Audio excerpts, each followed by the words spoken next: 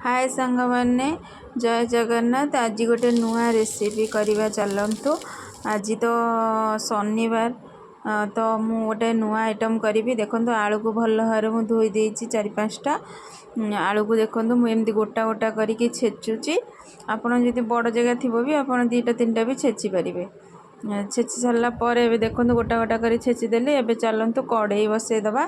कड़े किसी तेल नहीं गली, अल्प फुटण टिके जीरा पकईदेली। आपड़ चाहिए भी सुखला लंका पकई पारे। मो पाखे कंचा लंका थिला तो से मु पियाज कंचा लंका पकईदेली। हलदी आ लुण टिके पकईदेली। एवं देखो अदा रसुण को टिके छेची देची। अल्प छेचे, बेसी छेचेनि। छेची छेचे छेची ही टेस्ट लगे। एवं देखो पकईदेली। छेचा जाइथिबा आलू को भी ता देहरे मु पकईदेली। एवं देखो भल भाव आलू आ पियाज आ अदा रसुण छेचा को भल भाव मिक्स करची मु। देखो एवं पूरा आराम से पूरा देखो मिक्स हो गला।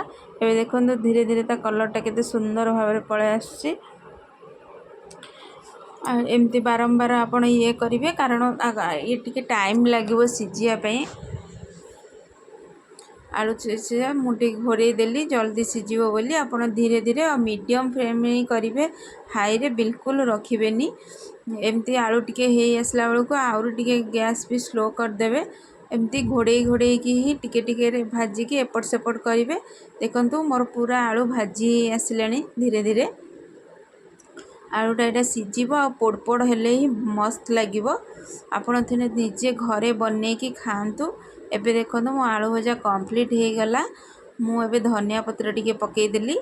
चलतु यहाँ बहुत टेस्ट लगे पखाल रे और रुटी रे।